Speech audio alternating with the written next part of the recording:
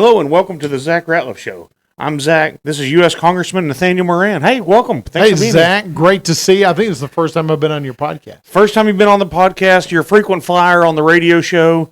Always appreciated you guys and just being so easy to get a hold of and talk to. And my listeners have actually been asking, hey, when's the congressman coming back on now that you're on podcast? So yeah, well, here I am. Here we go. Before we get going, let me thank my sponsors. I'd like to thank Mortgage Financial Services in Texarkana. I'd like to thank Elmwood Custom Goods. And I'd like to thank Church on the Rock, Texarkana. That's churchontherock.org. Without them, this show wouldn't be possible. All right.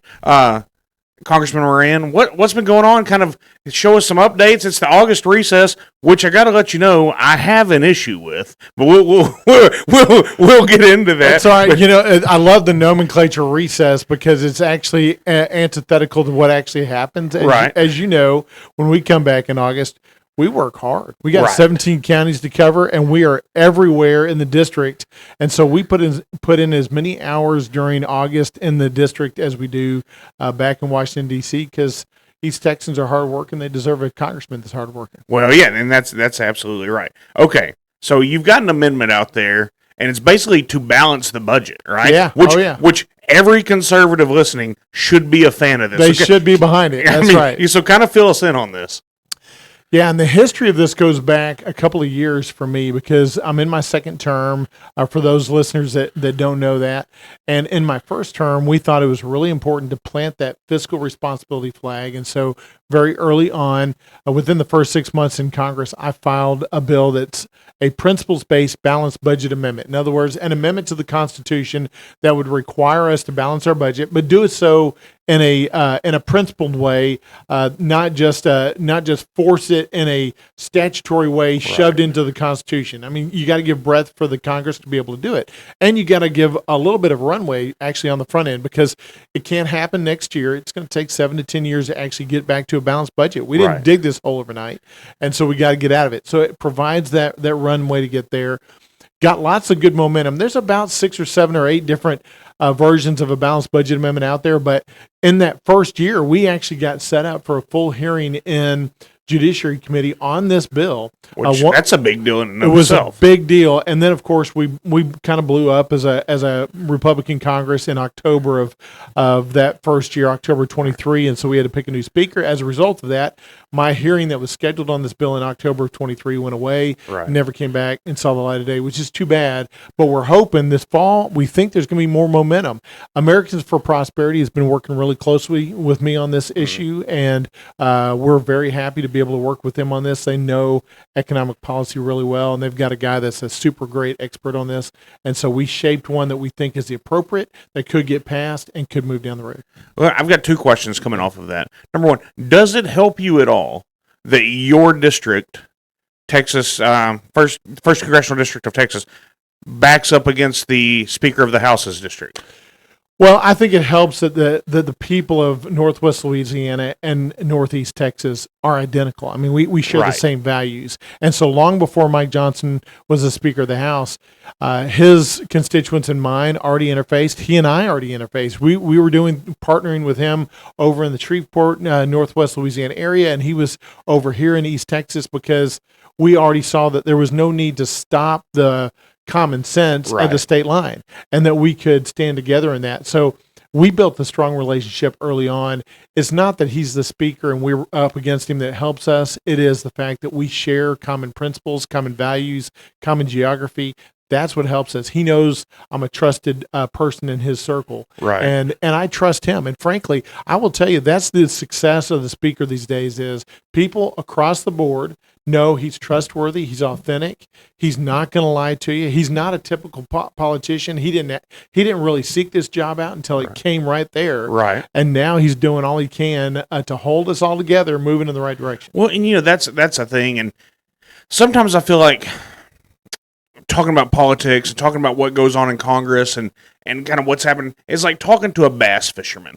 Hey, we didn't get it done, but we had a couple good strikes at 3, and then we had another one at 6, and I almost set the hook right there at the end, came on home, call it a win, but nothing really from the outside where if you actually are a bass fisherman, well, you had to get the boat ready, you had to do everything, you had to tie the bait, you had to decide what lure to choose. There's a lot of work inside of there. That's You have right. to know which hole to even be in to even have a chance at it. So that's kind of, I mean, I don't know if that plays exactly it's right. a great analogy because Mama can't cook good fried catfish on Saturday night unless you do all the work Friday night and Saturday to get on the lake and and then to clean the fish and bring them home.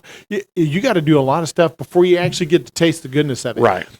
The good example this year is the One Big Beautiful Bill. Right. The first 7 months of this session, 11 committees were so all in for the One Big Beautiful Bill. It sucked up all of our time and our energy. But guess what? That one piece of legislation was momentous and was more in that one piece of legislation than we got done in the prior 2 years combined. Well, and that's right. So did your, talking about that, we've talked about this many times, did your remittance part of that go into how you were pushing for a tax on remittances? The concept did, not the full extent of what I wanted, because actually I wanted a much broader, fuller push for remittances that would be like a full fee of like 37% that would disincentivize people from coming over here and targeting those 5 countries that really were the feeder for most of our illegal immigration. Because, I mean, that's a GDP indicator for Mexico is remittances from the U.S. That's right. But a portion did. We got a portion in. It's a 1% fee. It's a start. And so, it's not everything we wanted, but at least that's in there. We've set a marker that says, hey, we actually want to capture some of that revenue that's going back to these foreign countries that's coming from people that we know are working illegally, working only in cash, and then subsidizing their family lives back where they came from. We need to disincentivize that. Okay. Well, hey, at least it's a little win. Yeah, you take what you can get and then work on the rest afterward. That's right. I mean, that was Reagan's philosophy. Okay, for here locally, what's going on with Red River? I know there was a scare there. I know, well, I won't say names, but I know some people from the area have been in D.C. And so what's going on with that? Yeah, from day one, we've been partnering with Bruce Westerman on the other side of the Arkansas line, and we've been partnering with our state senators and Pat Fallon, who represents Red River, physically represents that. We have, I like to say, we basically represent all the people that work out there, and he represents the physical land. That's absolutely how it works. But it's about 10 feet from our district line, and so it's critically important to the Arklatex region, as you know. Here's some good news. As a result of the push, both from the senators in the state of Texas and Arkansas and the representatives all collectively together, we sent letters, we made calls, we really hounded the DOD in the Milcon VA appropriations package, which already passed out of the House, is over at the Senate. There's about $93 million in there that is targeting for infrastructure development on Red River Army Depot. Okay. That's in addition to about $110 million that's already sitting in an account for a $200 million project. Right. And so this great new project is going to help it expand the possibilities of what can happen out there. That's number one. That's a good sign for us. Hope the Senate passes it. I think they will. We'll get it signed by the president. Number two, there's a thing coming up in September called the NDAA. We do this every year. National Defense Authorization Act. In the NDAA, there's language in there that would prevent them from downsizing without going through some hurdles and going through the Armed Services Committee. That's thanks to Pat Fallon's hard work on that. And as a result of that, we think that'll stop any downsizing. Also has indications that we want to see additional technology advancements come to the area. And I think there the thought is, hey, maybe we could get some drone programming here. It's some drone I've seen building here. And so, you loosely hear about it, and this language is broad enough to encompass that. I'll believe it when I see it. Kind of back to the whole fish deal. Yeah. You don't want to catch your chickens before they hatch, by the way. So, but there's good movement in that direction. Well, and the scary thing for me is, and I caught heat when I said this. I'm definitely not putting this on you. This is just Zach. But when we heard about this, I said, hey, we voted for a slimmer government. We've got to find, now we don't necessarily want that to come from Red River, but that's what every district does. So we have to find a way to make this work while optimizing our government. So when, in the NDAA, it's scary. The pushback I believe that the Congress will get will be, you're making it where higher ups can't do the trimming that they want to do. So how do we answer that? No, we want the higher ups to do the trimming that they're supposed to do. What we want them to do is trim the right things. Right. And that's what we emphasized in our letter. And I agree completely with you. We've got to cut spending across the board. And that means cutting spending in every congressional district. But what you want to cut is the useless spending. Waste. Yeah, the waste, the fraud and abuse. But when you look at Red River, actually, it's the model of efficiency. It's the model of value for the taxpayer, because when you get an Army vehicle in there that's upfitted, first of all, now you're going to save lives on the battlefield. Right. But then you got all the mechanics work that goes into that then extends the life of that vehicle, so you don't have to buy new vehicles. And when you get them on the battlefield, they don't stop and quit. So you've got safety, security of our armed forces. You've got extending the life of current assets, so you don't have to buy new ones. Those are all savings. Plus, you look at how they actually have to pay their personnel. Well, it depends on the amount of work that's coming in, right? And that doesn't get appropriated. Actually, that part of the facility's operations, that functions just like a business. If you're not bringing business in, then you got to let some folks go. Okay. And so it works very efficiently the way it is. It's actually the model of efficiency and value that we want promoted. And that's what we want from our government on whole. All right, so we talked about the August recess. I always say that the August recess was created because DC's in a swamp, and it used to get hot there, and people had to go home to get out of that. So, and you started your answer to that earlier, because I'm like, we've got air conditioners now. Let's stay and get stuff done. Yeah. But this is your chance to come do this podcast and to go meet people, and because like you said, you've got a huge district that you're covering. Yeah.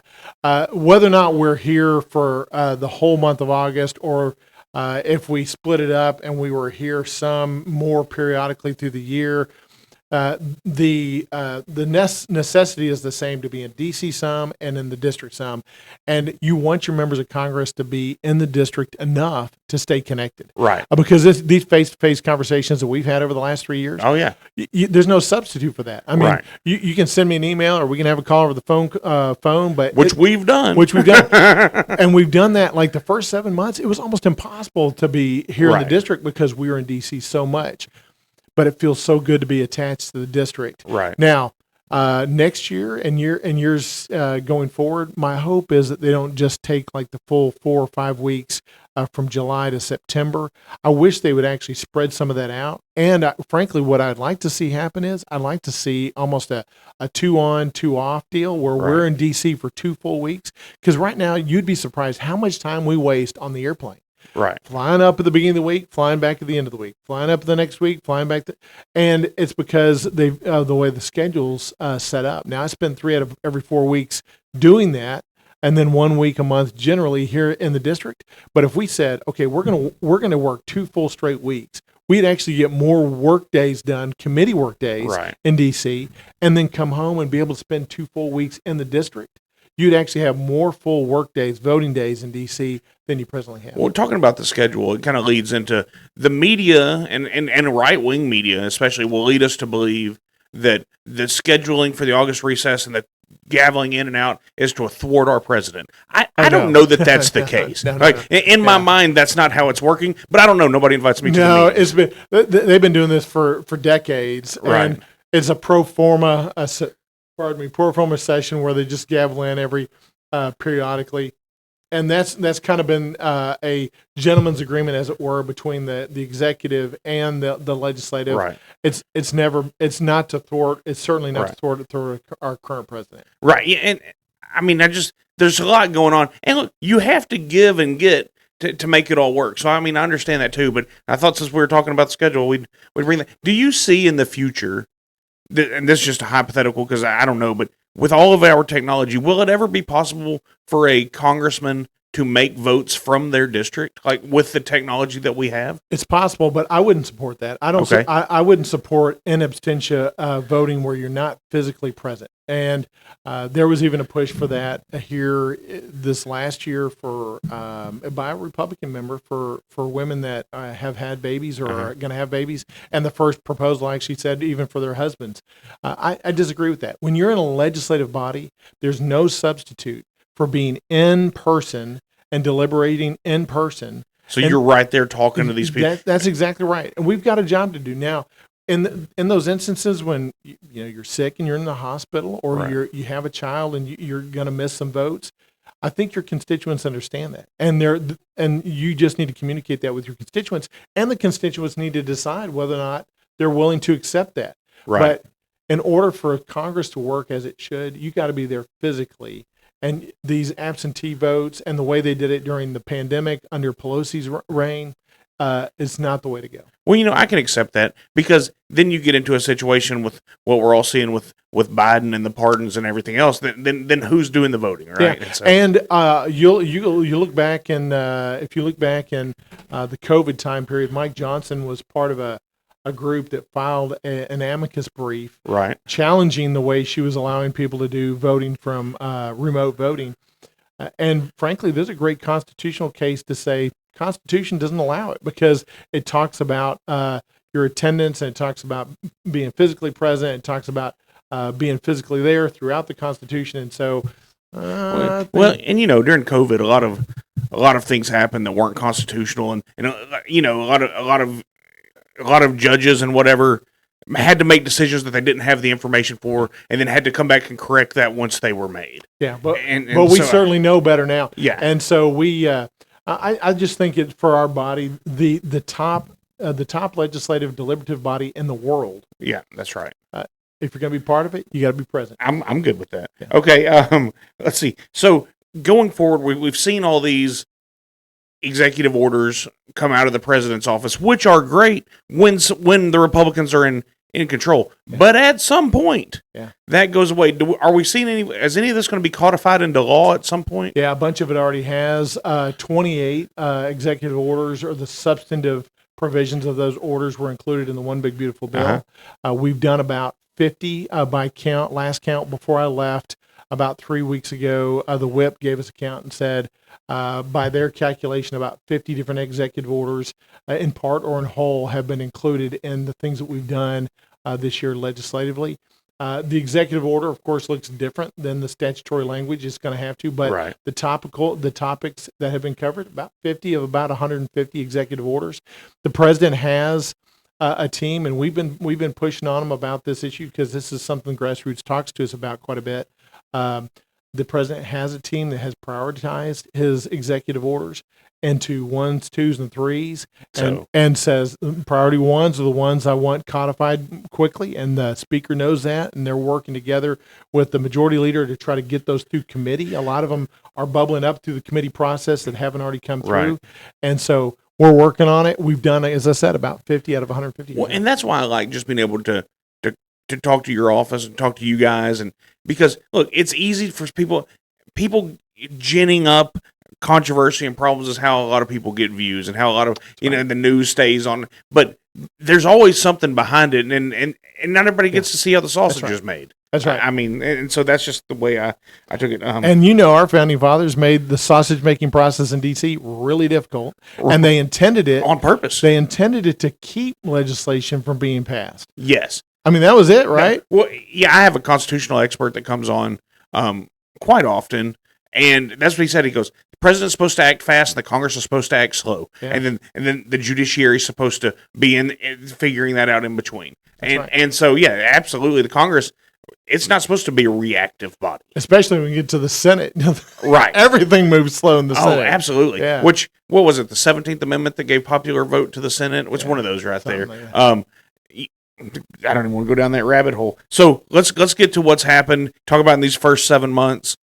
Yeah. Man, Doge came out with, and some of these NGOs have been made to be like, hey, this wasn't good. So is that some of the codification we're going to see as some of these NGOs going away, hopefully? Or you're already starting to see some of that. We just passed that rescission package, which was from the White House. It was the first outflow of Doge's review of what's going on administratively. So Doge looked at its proposed cuts, told all the secretaries what they wanted to do.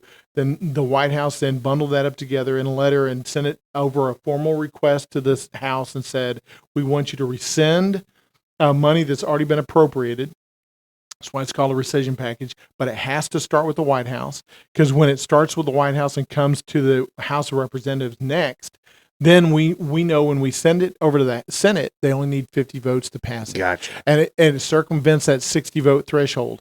If we try to do it any other way, it requires a 60 vote threshold in the Senate, which won't happen. Yeah. You know that. Yeah, I know that. Yeah, we don't So have it. so we're waiting on package number 2, where we've been asking for a second rescission package from the White House. When they send it to us, we're going to pass it, send it right back over to the Senate. But rescissions are only for prior appropriations. Okay. So the next step is, all right, so what about this next year's appropriation? And are we going to get to that process? Do we see that coming? I think we see it coming. I think you're going to end up with probably too many buses is what you're going to end up with. And these days, I'd rather just know going forward. Hey, this is what we've got coming. I think we're going to end up with probably too many buses. Okay. One of which is more of the easier minibus. With the milk Explain for those that don't know minibus. So minibus. Well, the omnibus would be all 12 everything appropriation together, packages together. Minibus is just kind of breaking two them or up three. into 2 or 3 of them. And these days, as I read the tea leaves in Washington D.C., I don't know how we get back to 12 individual, even amongst us fiscal hawks. What we want to know is, okay, even if we pass all 12 bills separately, what's the total number down there? Right. Because what we don't want to do is start passing them individually and then find out that the sum cumulative total is a lot larger than what we wanted. And so you could see that happening unless you're able to kind of get it all worked out where you know how it's going to shape up with the whole picture, and then start passing them in breakouts. Right. And you still need 60 votes in the Senate, by the way. Yeah. Which means you actually have to compromise with the Democrats. Otherwise, which good luck sometimes. Yeah, good luck. Otherwise, it won't pass. But I mean, it's everybody. At some point, you got to work together to get this stuff done. Okay, I know we're running out of time. I know you've got a schedule. Anything that we've missed that you want to let us know about that I just want to reaffirm that the One Big Beautiful Bill is a fabulous piece of legislation. I think so too. It really is. It's not perfect. It's just not perfect. Every big piece of legislation is not perfect. But the amount of tax increases that we're going to hit every family, every farmer, every business next year if we didn't pass this was enormous. Right. Not only do we keep that from happening, families are going to see a decrease in their taxes, and I think that lower taxes means higher liberty. That's what I believe. Yeah, absolutely. And so giving more money back to those folks, we've got more cuts to make. We've absolutely got more cuts to make. We have to make more cuts to the mandatory spending programs if we're going to save them long term, and if we're going to get out of this $37 trillion debt. The other thing I'll say about a One Big Beautiful Bill that folks ask me about is about that debt number, and I'll tell you, if we hadn't passed it, the debt number would grow bigger, larger, faster, sooner. Well, and I don't think the scoring was quite on our side either. No, the CBO, 85% Democrats over the CBO. They were saying, we're only going to have a paltry 1.8% growth over the next 10 years. It's hogwash. They gave us no growth. The highest expense. I mean, that's right. I mean, they stuck it to us. They sure did. So believe in the One Big Beautiful Bill and support us in next year. The midterms are really critical. We got to make sure the House stays on the conservative side. Otherwise, Trump's last 2 years are going to be horrendous. Which, the Texas Congress is trying to do things about that, and then we're going to see what answers come from that from other states. The political theater is it's at least entertaining to watch. I don't know which way it's going to go. You should have plenty of content for this show. Absolutely. Well, thank you so much for being here. Thank you for being the easiest politician to talk to. As I always say, your team does a great job about getting back to me. And good luck with all that you've got coming. Thanks, Zach. Pleasure to be with you.